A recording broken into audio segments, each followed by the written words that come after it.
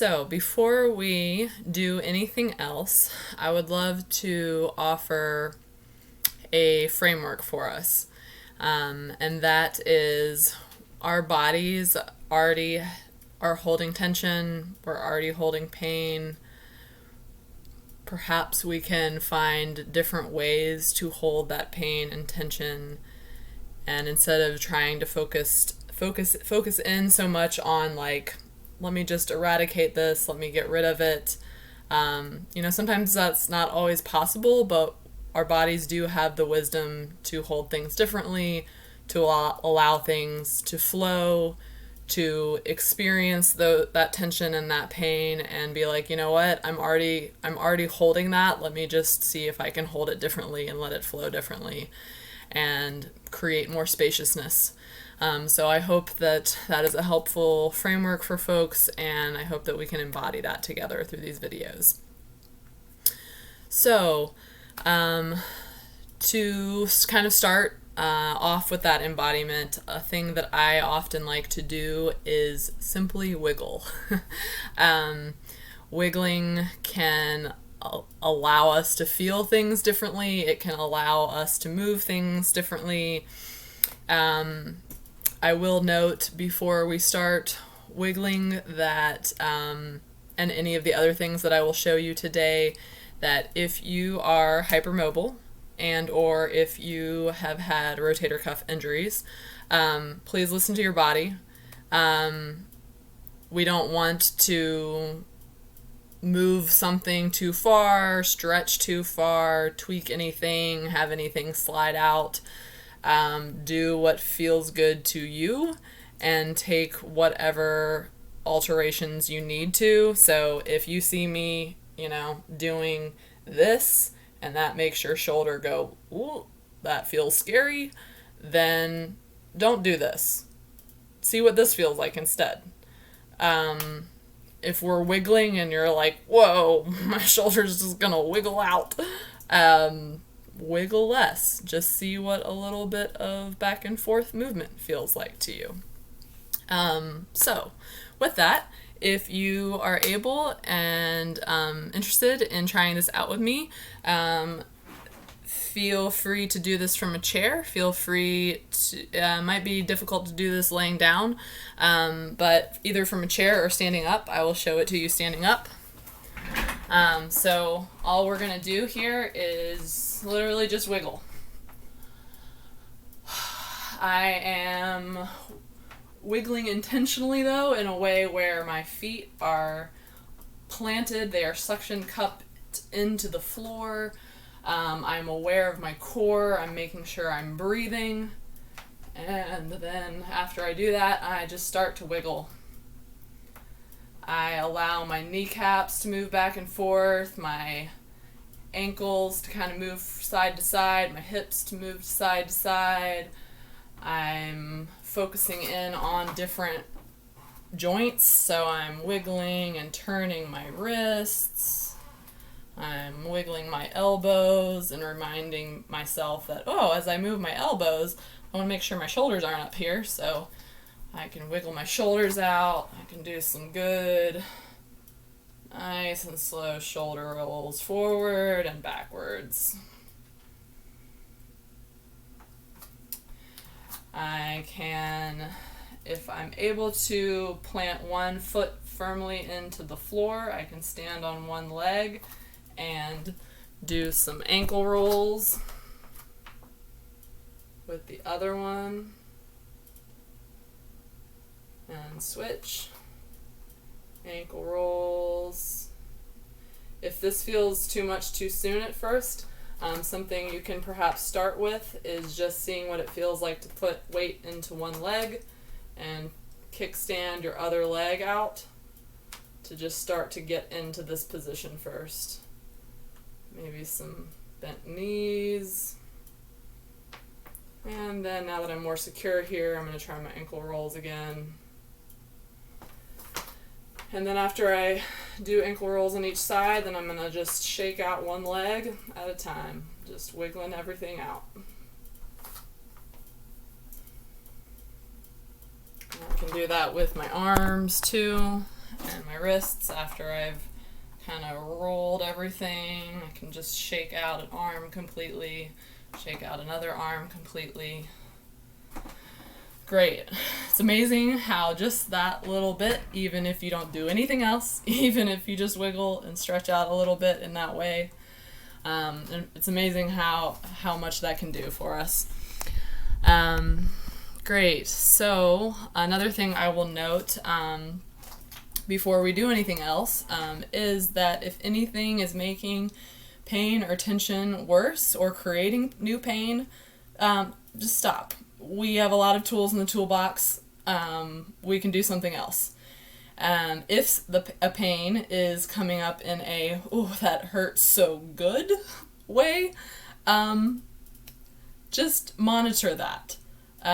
See if as you breathe into it, it becomes easier, it lessens. It's okay if it doesn't. Just kind of monitor like where you're at, and let's stay in the feels good place. If it starts to feel sour instead of sweet, like listen to that, back off, let's get back in the good sweet zone. Great. So other things to do, a lot of times before we stretch, it's really important to loosen up the joints, get everything kind of fluid and moving, just instead of going in from like a cold stretch, for example. Like we want to get the blood flowing. So if wiggling isn't your thing, but maybe walking around the house is, walking up and down the stairs if you can, doing some jumping jacks, or just bouncing or jogging in place, or if you need to stay in a chair for any of that, then you can do your wiggles in the chair. You can kind of bounce in a chair, perhaps. Just do what makes sense for your body, and what your body's able to do. So after we are a little bit warmed up, our heart rate's up a little bit, let's try some neck stretching. And as I show you some neck stretches, we're going to be doing some myofascial release with these neck stretches. So again, feet firmly planted on the floor, whether you're in a chair or standing. First, I'm just going to start off with some simple looking over one shoulder, making sure I'm breathing, and coming back to center. And do this as many times as you want. I'm just going to show it one time for the sake of time, but I would do this a few sets if I was doing this on my own. So I'm going to do that to the other side as well, coming back to center and making sure I'm keeping my shoulders down. I'm aware of my core and my breath. And then we're going to try ear to shoulder, stretching the neck that way.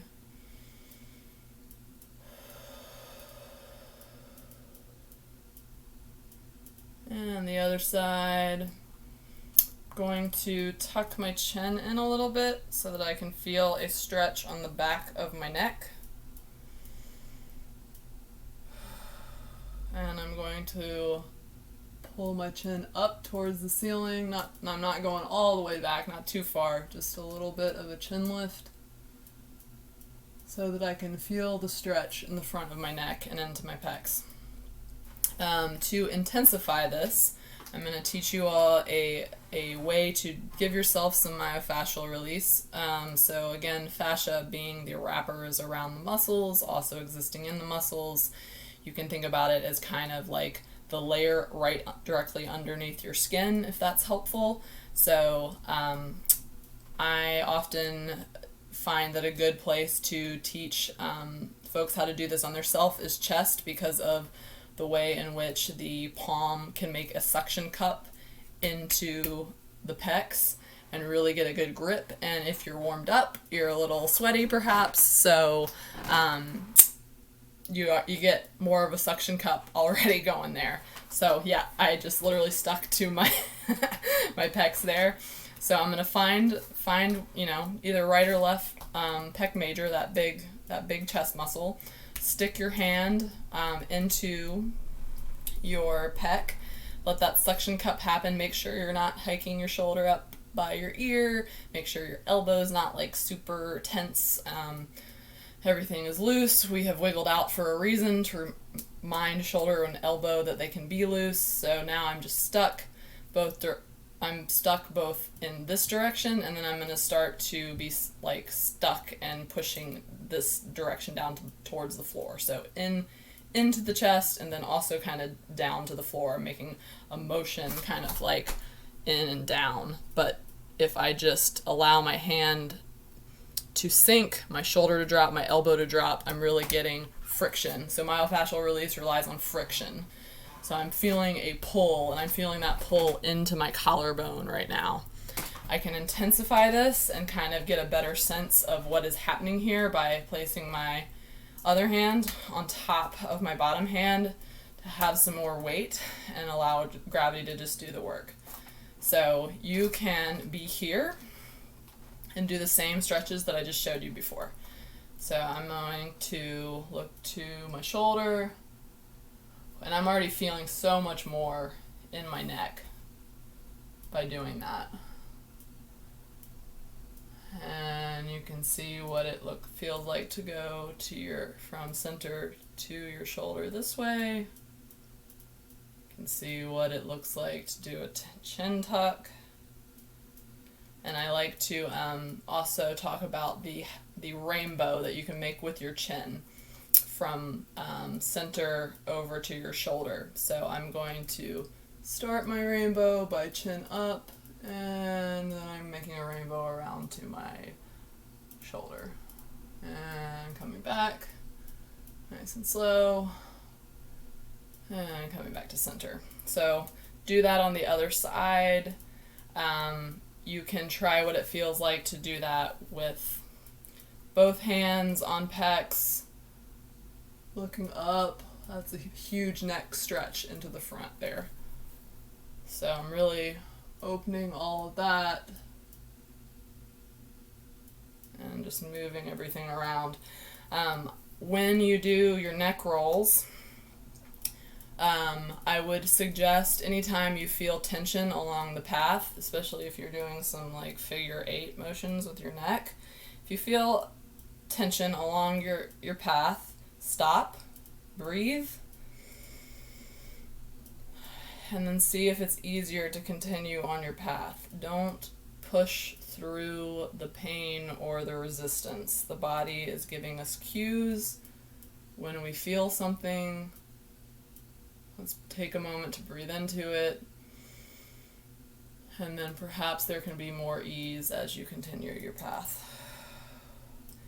And to note, even if your tension and sensation that you're aware of is mainly shoulders and maybe some chest, like everything I'm showing you is connected. So head, neck, chest, shoulders, upper back, rib cage, like everything pulls on each other. So if we just address here, for example, we're not addressing the whole pattern that is enforcing the tension here.